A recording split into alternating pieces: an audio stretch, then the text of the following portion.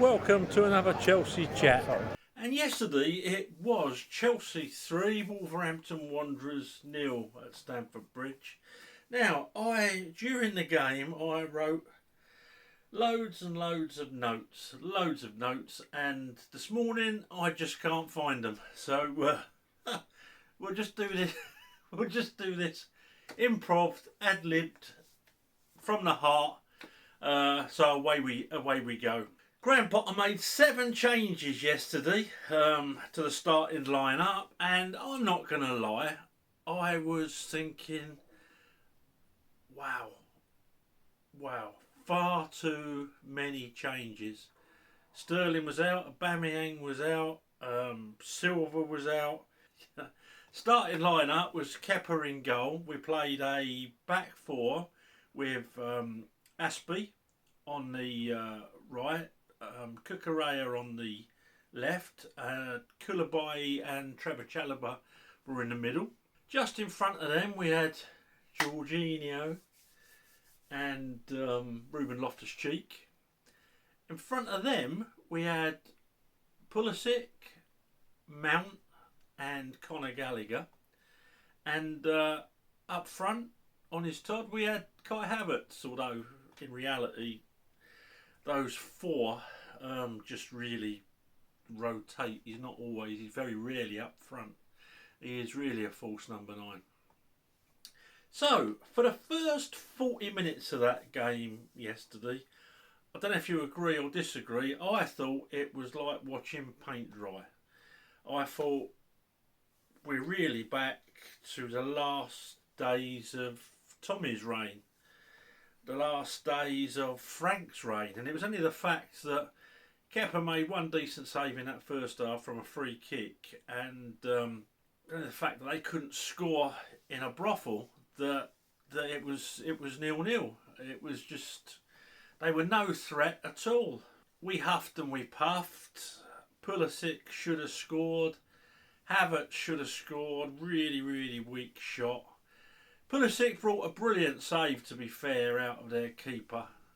But for the possession domination that we were having, not a lot at the end of it. Mason should have scored, which is becoming a regular thing, isn't it? We had a goal disallowed for offside.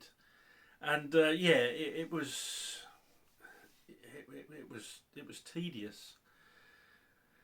Jorginho was at his negative best. He was passing sideways, backwards. In fact, you know what? In the end, I was making notes of when he passed forward, and there were 4. The last one was in the 63rd minute. If you watch it back, 52nd minute. There was 2 passes in the first half where he went forward, and to be fair, he had a shot at goal that brought. Did it bring a save, or was it wide? We had a shot at goal anyway. So I think he would have shot backwards if he could have done. But yeah, we were negative. And then of course the game changed. Kai Havertz, who'd been doing okay, he just goes in and out of games too much. For a lad with that talent, and I'm not slagging him, you know I'm a big Kai fan, but for a lad with that talent, he should be doing so much more. Yesterday, in the second half, there was an absolute, I think it was in the build-up to one of the goals, absolutely sublime back heel. And yesterday's header got up well. I mean, when you're sitting watching it and when you're doing these vlogs, you don't always appreciate the pressure that they've been under, because they get manhandled something chronic. These referees cutting out this manhandling in the box, they're not. So yeah, he got up, he done well. He couldn't get his full head on it, but it looped up and it looped over the goalkeeper.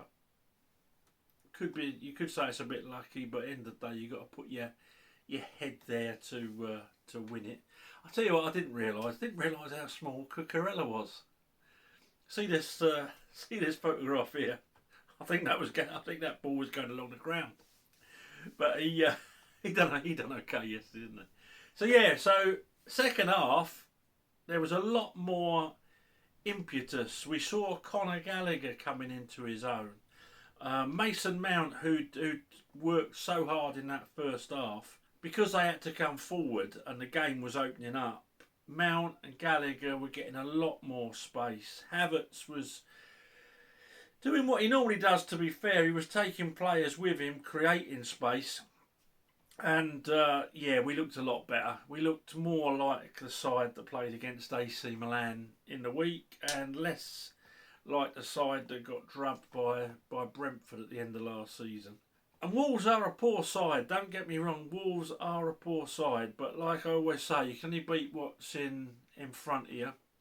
And in the second half yesterday, we made them look the poor side that they are. I just wish we'd do that from the start. Obviously, when Jorginho got hooked, we looked a lot more. We looked a lot more offensive when Cover came on. But yeah, so second half, very, very good performance. So like I say, you can only beat what's in front of you, and we really put them to the sword. The second goal, Pulisic.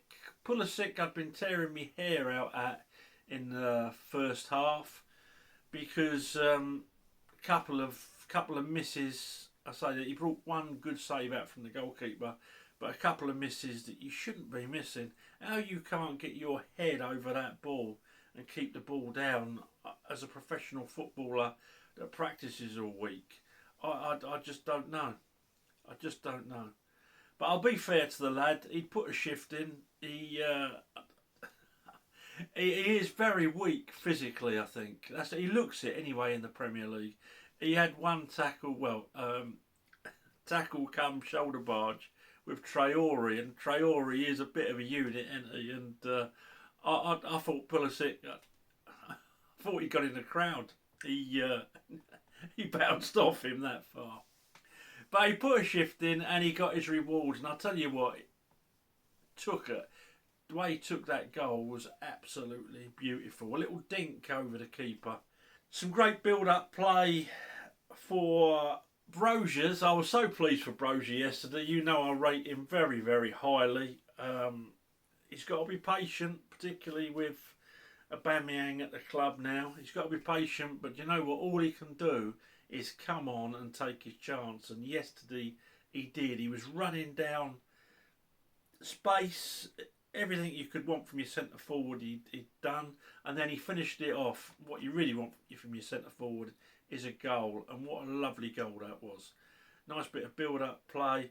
Mason Mount, another assist. Mason Mount was immense yesterday, and shot along the ground to the keeper's left, and Broja's up and running with his goals for the club. And I'll tell you what, I saw him interviewed afterwards, and it was so nice how excited he was, how excited and enthusiastic he was. And you know, for a young lad who's been at the club, supports Chelsea, and obviously it means so much to him. And I loved that. I loved watching that.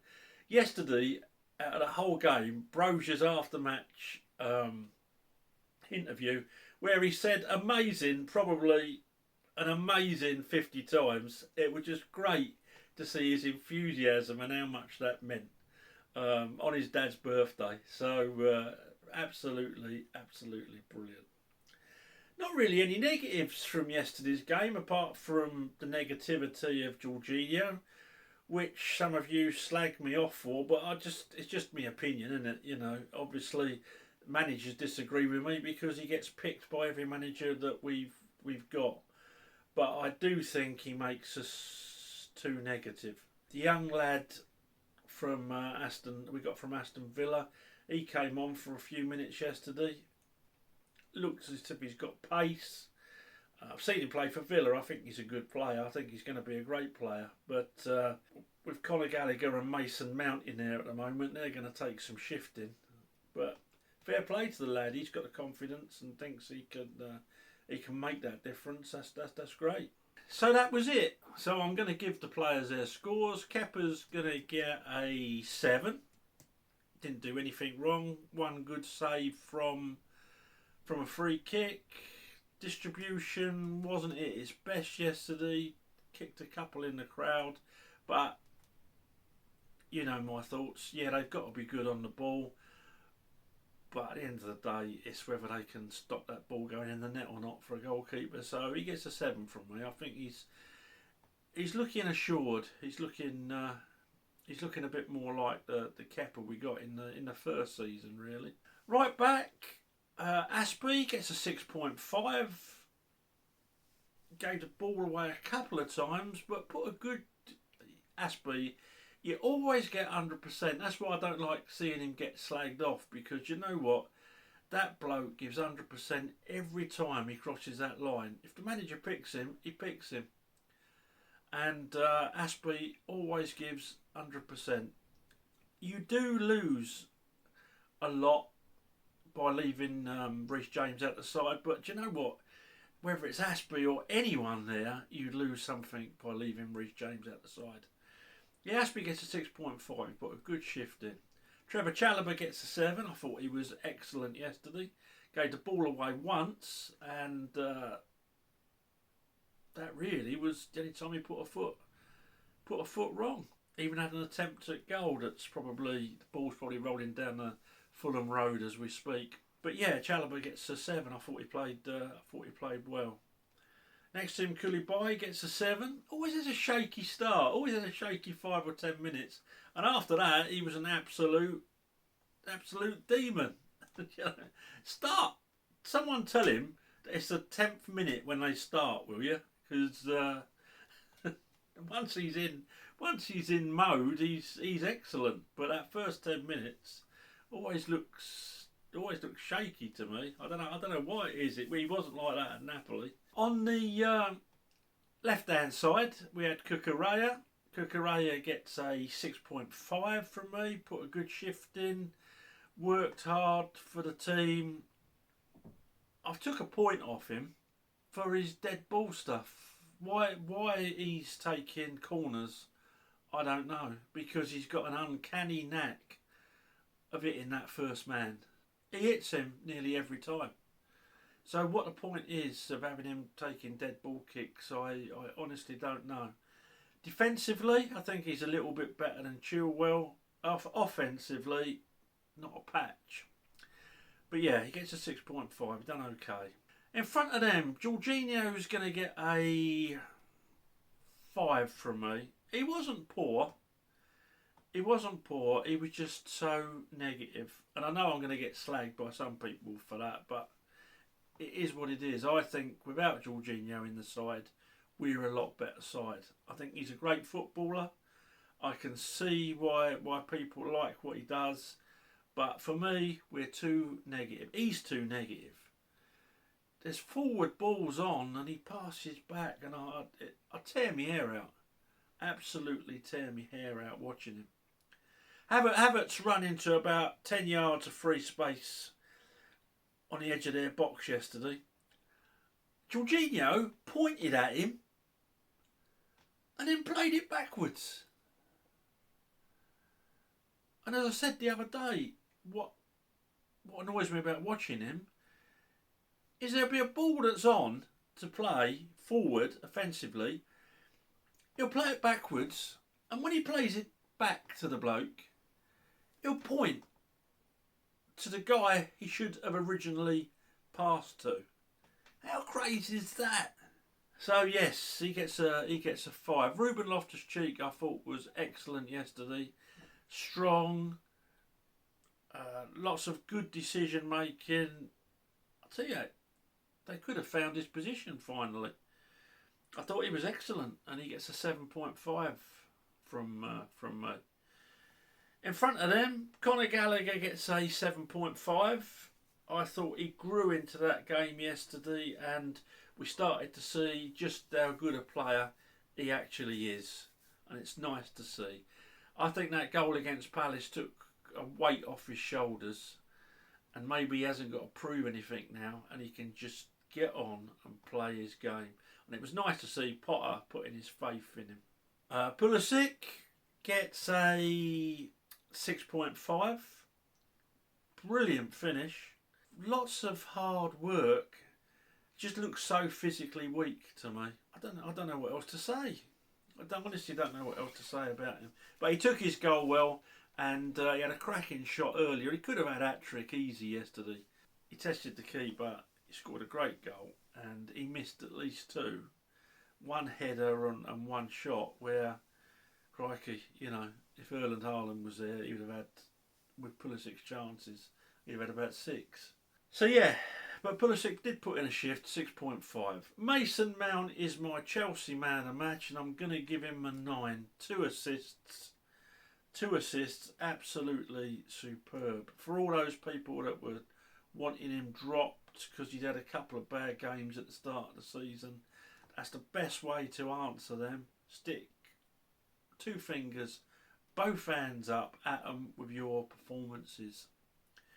Some of our overseas brigade, I think because he's English, rate him, or as soon as he has a bad game they want him dropped. He only gets in because he's son of Lampard, son of Tuchel, and now he's son of Potter, son of Southgate. But he was superb yesterday. Even in that first half, out of all of them, he worked his socks off and tried to make stuff happen. I think he's underrated. I do. I think Mason Mount is underrated. And if he could put finishing to his game, and I hope he can, because you have got another Lampard on your hands if that's the case. Maybe even a step higher, but he needs to get that finishing right. Again, yesterday he had a chance and he scuffed it. I don't know if it's mental. I don't know if he's missed so many chances, pretty easy chances, that it's playing on his mind. I don't know. But he gets a 9. Absolutely superb yesterday. Havertz gets a 7.5. A 7.5. Got so much potential. He's got so much ability. I liked that when he scored yesterday, he didn't come over to the crowd giving it all that. Because the only reason that he gets that in the first place is because he either don't put a shift in, or because we all know how much ability and potential he's got and how much more he should be offering the side. So that was it. Potter yesterday gets an 8. An 8. When I saw that team sheet and 7 changes, you don't want to. If you'd heard what I'd said, I'd be banned from YouTube. I just thought 7 changes is too much. Now, whether he got away with one yesterday, because we were playing a side that's definitely going to go down. Definitely going to go down. I don't know. But we won 3-0. Great 3 points. Second half was a good footballing performance. Nice to see us, particularly when Jorginho went off. Nice to see us playing that ball about. Nice to see so many young Chelsea lads in the side. Just good. Just feel-good factors coming back, innit? And you can see, even in the first half, where we were negative, that the players are enjoying their football. I don't know what went wrong under Tommy. Maybe it's just a fact. We've got a big squad, lots of egos, lots of players, and in a World Cup year, maybe after 3 or 4 games, Potter's going to have the same problems.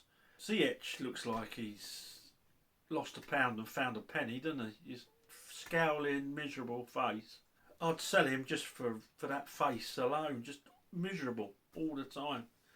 Don't look as if he can be bothered with fans, just miserable. But yeah, so I don't know. If Potter's going to have the same problems, and if he does, I hope the board of directors stick by him.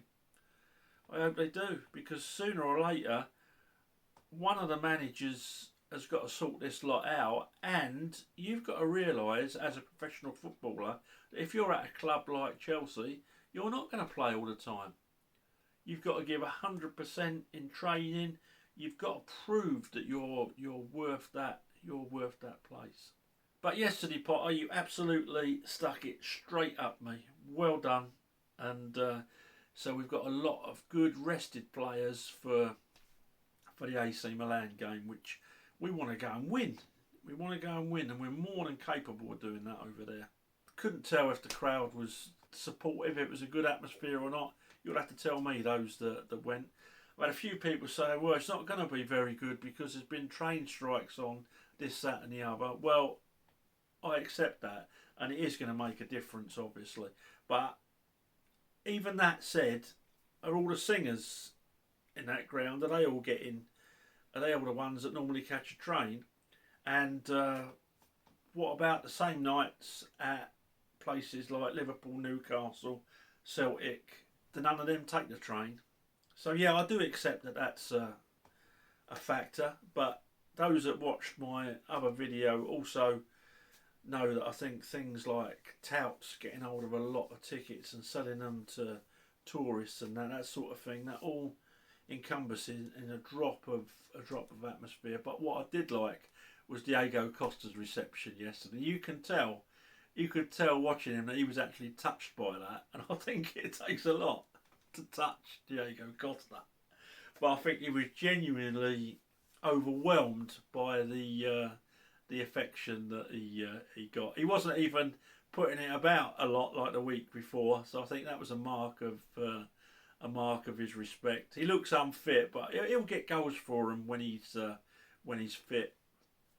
Probably the only goals they get all season, because they are rubbish. And the other thing was, I've got to mention again, was Broja. Just so happy for the lad, and I loved his after match interview. The enthusiasm of youth. That's all from me, folks. Anyway, let me know what you think. Let me know what you thought of the game. Let me know what you think of Potter so far. Just let me know what you think. That's the reason I do these. Please subscribe to the channel. Please throw the video a like. Apparently it helps me, and it takes you 2 seconds to do. And that's all for now. I shall speak to you after the AC Milan game. Thanks very much. Up to Chelsea.